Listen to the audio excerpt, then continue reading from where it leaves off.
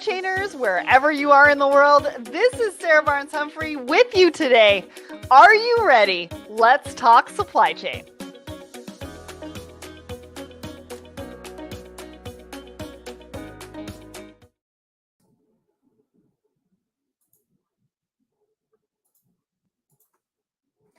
Good morning, everyone.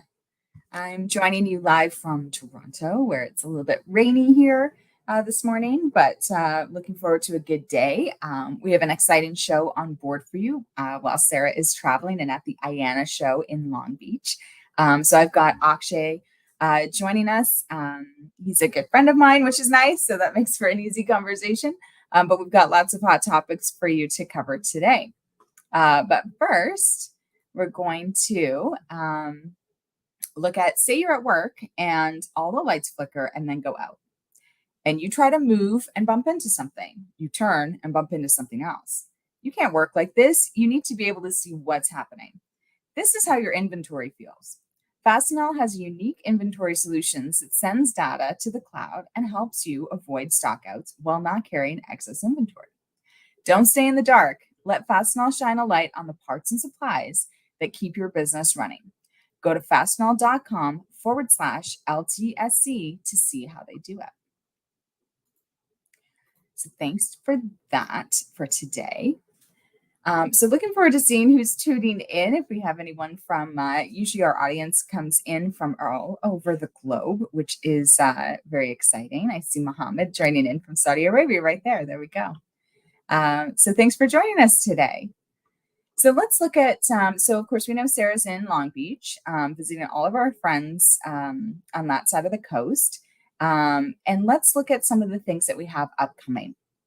We'll start with the Let's Talk Supply Chain episode of the week. So this is episode 358.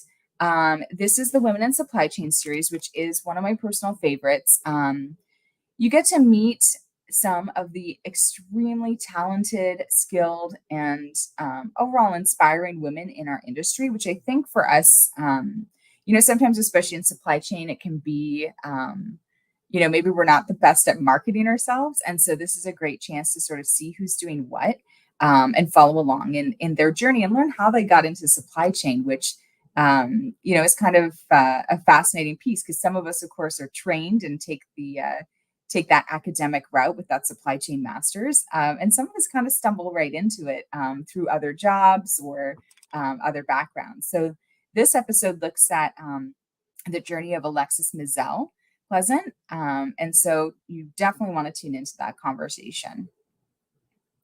SFBN, it's Ella. Thank you for joining us this morning. Joining in a couple of people from Tennessee. We've got someone in from Spain.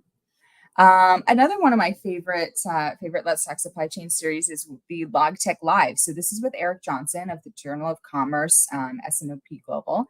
And so this is every first and third Friday of the month, 10 a.m. And he has some pretty interesting guests, and it really gets into that LogTech space of what's new in the technology space, how people are viewing the technology that's sort of already been established. So that's always a great one to tune into. What else do we have? We have, so Sarah, of course, is at IANA. Thoughts and Coffee, you can find us every Tuesday. On Thursday, I'm really excited. I'm as part of the Blended Pledge, which some of you may have heard about. And if not, go to our LinkedIn page, the Blended Pledge, which is it's a organization that offers micro grants to get diverse voices on stage. And so we are raising money. We're raising funds. Thank you to Bloom Global for just a great corporate sponsorship that they've offered just recently. But this allows, if you're a person who maybe it's very personal for me because when I was, just starting out in my career, I had the opportunity for a speaking engagement at a conference, which is a big deal. But I wasn't, I was sort of junior. I wasn't making the money that, that you can make, or I wasn't, it wasn't a conference that necessarily was directly related to my work or my employer. So I needed the travel funds, that airfare and the hotel stay to be supported. So that's what Blended Pledge offers is if you have an opportunity to participate in a conference. This will cover, and through whatever other avenues you're not being covered, this could help cover, something like your flight cost. So definitely follow our LinkedIn page. But Gabby, who's also one of the members, and I will be at the New Face of Inclusion Summit, which is happening this Thursday, all online. And we'll be doing a segment around, inclusion at the top, how it works for the CEO, C-suite executives to really incorporate inclusion into the culture of their workplace. So looking forward to that one. And gosh, there's like quite a slew of things up here. I think that, we've got, of course, a few specialized webinars that are coming up. Sarah's going to be continuing to travel. So she'll be at Inland in Chicago. So if you're going to be at Inland, make sure you say hi. That's a great event that, doesn't really relate directly to my work, but it's the kind of one you're like, I would just like to go. Everything around that transportation, drayage, everything seems to be a hot market. And the last thing I'll drop is the Women in Supply Chain event in Atlanta in November. If you can get to that one, I've only heard good things. So awesome. So next, let's bring up Akshay. Let's bring up Akshay. Hey. Hi, Audrey. Hi, how are you? I'm good. How are you? Well, it's kind of early for me, so. Thank you so much for tuning in from, what's it like out there on the West Coast right now? Dark. Yeah. Well, it's getting morning time. Yeah, sunrise is slowly creeping up on the dawn. Yeah. And so But it's been nice. Yeah. But it's been nice. Like the weather's been great. Yeah. Oh, that's good. That's a change, because when I was there in February, March, it was like Canadian weather, and it was a roller coaster every day of like, is it going to snow? Is it going to rain? And I'm like, this is not the California I'm accustomed to. Yeah, the weather's been all over the place this year, but the summer has been generally been nice. Yeah, that nice sunny, 24 for us and 30 for you. Yeah, right. I love it. So what's keeping you busy? What's going on? Just a lot of work. Right. And just trying to make the most of the summer as well. Yeah. Last summer I was we were out of country, so it's enjoying the surroundings this time around. Yeah. And you did do a trip. You did a team trip to Spain, right? That's right. Yeah, we did a little offsite in this past spring. Yeah, those are so important, right? To kind of get everyone together, and you've got all the sort of day-to-day kind of work activities, but it's nice to get that sort of free flow, like the brainstorm, the social activities, and kind of connect a little bit differently, right? And what's going on with you? Oh my gosh. It's been a little hectic this summer. We've brought on a few new people. And so that with the team expanding, it means that I'm taking, quite a bit of time to kind of look at what's stuck in my head and what I can get documented, right? So that if we continue to bring on more people, we've got that sort of settled out. So that's been sort of a learning curve, right? Going from, from our, not that the company's that small anymore, but from our team being a bit small to kind of growing out that team and who's doing what. And then, I have a really fun issue this morning with duty exclusions. So that keeps you busy. So, yeah, we're launching a bunch of new products, so I'm pretty excited about that. Yeah. It gives you like that motivation too, to, you kind of, the other day I kind of had like a slow where I was kind of grumpy, and then I'm like, oh, you get to work on this like nerdy customs thing. You should probably get Yeah, I mean, it's been a tough year for supply chain. So any kind of momentum or problems to solve, I guess, is keeps you busy. Yeah. I think we're seeing maybe a shift. I wonder if we all kind of expected a bit of a transition year. We had sort of a pandemic period. We've had sort of this economic recovery, recession. Are we in a recession? Are we going to head into a recession? So that uncertainty creates a lot of kind of confusion. And then also, we did see a lot of overstocked inventory in the physical, kind of consumer goods area. And so then that's meant it's been nice for me because I'm still moving goods this year, and it's just been a bit of a lighter. I don't have to fight for space, but we do see carriers doing blank sailings, which kind of makes it a bit of a challenge. And how much longer is that going to move forward? Is that going to be the new kind of day-to-day environment with those? So it's that, you're in that moment, of course, in September, sort of heading into fourth quarter of like, what am I trying to plan for next year, and how can I anticipate the problems? Right. Never boring. Never boring. Never boring. So, all right. Introduce yourself a little bit, because I skipped that. I always go, I'm like, oh, I know that person. Let's just chat. And I forget that, people might not know exactly who you are. So no worries. So I am Akshay. I'm the co-founder and CEO of Terminal 49.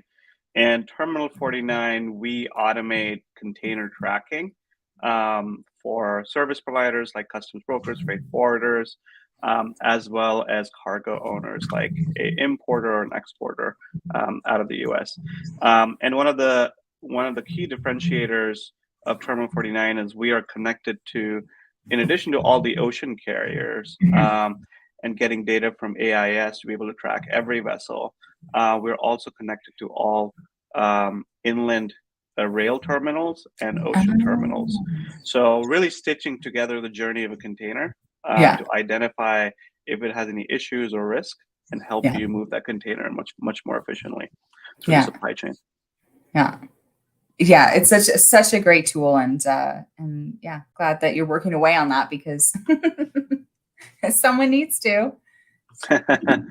Yeah, there's never boring, as you said. Yeah. Well, let's jump to our poll. We have LTSC does a weekly poll, and so the poll this week was, what are the essential traits that a leader should have while leading change?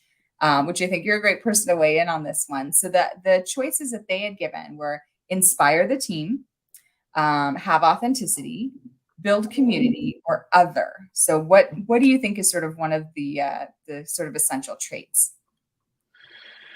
Yeah, I mean, you actually need to have a lot of traits. There's a lot of essentials in order to be a good leader. But I think the first two are important here. Inspire the team. Yeah, you need to constantly inspire and motivate and energize the team. Whatever project that you're on could have ups and downs, and things can constantly be moving. So you need to be inspiring the team in an authentic fashion, and be true to yourself. So yeah, that's what I would say. Nice. Yeah, we had some good comments on this one, and I think the results ended up being about 52% were on inspire the team, 37% around authenticity, and someone kind of said, I voted for one, but it should be all of the above, which I think is a lot of these polls. Yeah. All right, let's dive into our articles. Let's start with our Women in Supply Chain survey from 2023. Came out of Gartner recently. What do you think? I mean, it sounds like we're slowly improving on having more women in this industry. What do you think? Yeah, I mean, I was looking at the survey results, and there's definitely a lot more women getting promoted across different functions to hold key executive positions. There's still, the concern that there's not enough women in supply chain and in the front lines of supply chain. And adding on to that, because of lack of career advancement, specifically in terms of compensation, women leave the industry mid-career. So that's not great. But I think on the there's some positives, and I think we need to fix the negatives that have been present for a while. And I think some of those things are fixable too. Like when you can recognize, like the one of the main overviews is mid-career attrition. When you can recognize like that maybe there's been, some bias against, especially women and having children, right? And there you can face like a pause, right? Because you hit an age, and in your career, and then you sort of get this kind of pause of like this almost limbo of like, oh, are they going to go off or are they not going to go off? And so that sort of seems to sort of somewhat affect the response of maybe your senior team to what your career plans are. And this is maybe an opportunity to have more honest conversations around not sort of quietly deciding for someone what their situation is, but having sort of a conversation around it, or trying to just avoid that, like let people work how they're working and compensate them accordingly. But yeah, that I think is once we have that awareness, it's that's where we can kind of bring the change. Yeah, and I think people need to speak up too. The good, Yeah. especially if we're in an environment that there's a lot of openings. Yeah. And not enough people. So that means the wages need to go up, right? Yeah. Yeah. And it makes for a really nice opportunity. Right. You can go and say that, hey, you're going to have a hard time replacing me, so you should pay me more. Yeah.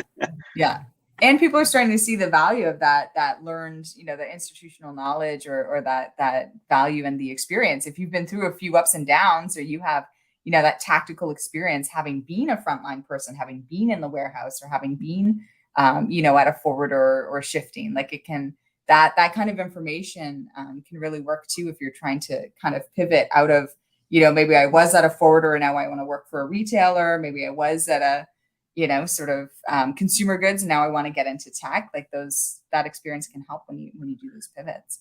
Do you get a sense? So like the survey aside, do you get a sense that there is improvement, like from your point of view, in the workspace for women in supply chain?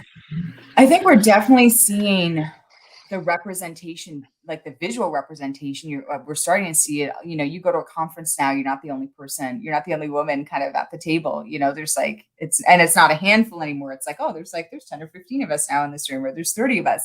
So you're starting to see that broader representation and participation, which is great. You're seeing it on the stages. We're starting to see people too, I think, take a bit more of a hold on their own brands, like realizing in a social media or in an environment now like 2023, where you kind of have to have a LinkedIn profile. If you want to move ahead, people kind of have to know who you are. So we're starting to see, you see more people participating, more women, kind of across your screen, which is good. I think some of the,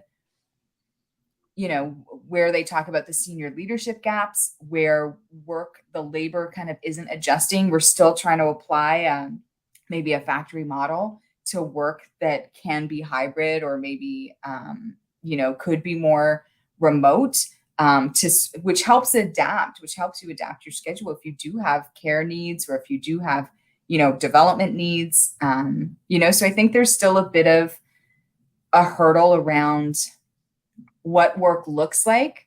And is it always 100% in the office? Is it always, this kind of, you're always presenting yourself in this way to the boss because that's the best way for you to get ahead? I think some of those things are still a bit in it.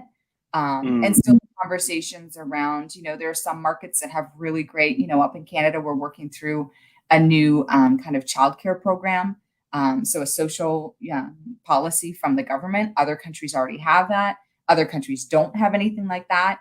And like, you can't really have this conversation about attrition and mid-career if we're not talking about childcare and how that's those responsibilities are being sorted, or even, and not just childcare, maybe just other care responsibilities. And that's, I don't know that hurts. I mean, it's right, it's an issue specifically in this study, and it's specifically often around women, but I think it affects men greatly as well.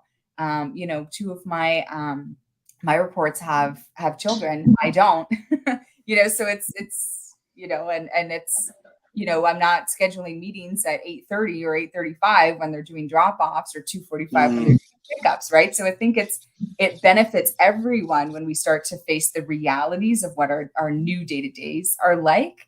But overall, I do think there's been a positive shift and a progression. And I think the pandemic had a little bit of a setback to that. But I think, again, if we can move forward on what is our work, what are we doing, how do we need to spend time on it, and lose some of those, I don't know, traditional constructs around work, then I think all of us will be a bit better. Right. Yeah. So that's a solid one for everybody. If you have a chance, so the report is out and it has a lot of great statistics and graphs as well that you can pull out, to use for your own purposes here. But so that's our Gartner report here. What do we have next? I think we're going to talk about, here we have our Terminal 49 blog on optimizing freight strategies for cross shipments. So tell me a bit about this one. This covers, freight routing. This one. Yeah, we wrote a blog post mostly highlighting it, mostly just talking about what to consider when thinking about optimizing your costs, right? And time. We talk about LCL, right? There's an opportunity to consolidate. Like, not everybody needs to move everything in a container, and because you might not have a full container, or if the cargo is going to different locations, then also you can use LCL or consolidated freight. So it really just covers what to consider, right? A little bit of a checklist when you're considering routing of your freight, when you're getting into maybe a new lane, or you're for the first time moving goods, how to think about optimizing your costs and thinking about routing. And for people like me who it's, our team thinks we're a really massive shipper who ships a lot, then it's like, oh, what am I looking at? 3 pallets. Okay, great. Or where you do have those retailers and if you're like, we ship, eye pencils and lipsticks, which are small. And then you have like 6 DCs that you have to go to. It can be really expensive to try and, if you're, the team is like, oh, should we courier this? Cause it's, it's 1 pallet or it's this. And, so these kinds of, tactical tips really help everybody, sort of plan better. And then, we're using our resources a bit more wisely. So that's always good. That's right. I love it. So we do have a little question from a LinkedIn user here. So what are the softwares that someone who wants to dive into supply chain logistics needs to learn, especially for positions in import-export coordinator? So to kind of, I don't know, reframe that. It sounds like this person wants to kind of train up before they start applying for jobs, or if they want to make a switch. So maybe it's specific softwares, but maybe it's tools too, actually, that you see people using very frequently in the industry that people could train or build familiarity on? Yeah, I would say, in 2023, I would use something. The first thing I would, and I don't even think this is unique to supply chain. I would be something like ChatGPT or similar, right? Google Bard, Microsoft Bing AI. Because it's just a great tool for meta learning, right? Interesting. So then let's say I want to use a specific formula in Google Sheets or Microsoft Excel. And I would say actually Microsoft Excel, Google Sheets is a very powerful tool, right? Everybody should know how to use it well, especially in supply chain, right? Supply chain is all about tabular data, right? We look at data and dates and entities all the time, and and filtering that. So I think, for example, if there's a function or a feature that you want to learn how to use in Google Sheets, ChatGPT is a great way to learn or explore how to use a tool, right? So that would be my recommendation. I love it. And that's one that I'm a bit behind on. I find, I don't know, like the socials, I'll kind of jump on quickly and kind of do it, see what they're about. And then Chat GPT, I don't know, maybe I have a bit of, you know, fear or something because I'm like, oh, I don't know about that one. And then, but you do keep hearing about it. I mean, it's sort of our future. So, but I'm glad you mentioned that one and went into sort of what it's about. So I weekend think maybe plans. it would be a good exercise for one of the thoughts and coffee is to take some of these articles Yeah. and we can do it in real time, and Yeah. let's use ChatGPT to explore these concepts, right? Ooh. That could be like a little bit of a show and tell, but Yeah. also we could learn what the AI thinks about our world, supply chain world. I'm curious. That's always kind of what is interesting is, you know, we're sort of very in this space, and then what do outsiders, you know, even some of my colleagues are like, what is this about? But I'd be curious to see what AI thinks of it. You should. Okay, your homework is to sign up for it Yeah, right after this. yeah. And whatever customs issue that you're dealing with, type it in and ask Okay. it and see what you I'm get. gonna ask it. Okay. I've got a few right now. I've got exclusions, I've got FDA codes, I got a lot. It's actually really good at specifically things like that, like things that you need well definition, or like, Yeah. what does this mean? Unless the rules have changed over like the last couple months, so that which could happen. Yeah, I love it. All right, let's dive into our last one. We've got a couple minutes left because, of course, the show time flies so quickly. So this article is covering, so the G20, of course, headed out to, everyone was in India. So they've been on a trip to India. So I know our Canadian Prime Minister has been meeting with the Indian Prime Minister Modi just yesterday, I think. And so this is more like sort of the sort of geopolitical or economic, you know, broad economic issue. But so they met to do the trade and investment around, I guess it was the end of August, 24th to 25th of August. And the theme this year, One Earth, One Family, One Future. But it seems to be, you know, they were talking about sort of the high level, you know, macroeconomic stability, food security, and disruptions in value chains. So it seems the disruptions that have sort of started sort of mid-pandemic are still hot topics for our world leaders. So what do you think, you know, are we heading in the right direction? What are they talking about? What do you think, Akshay?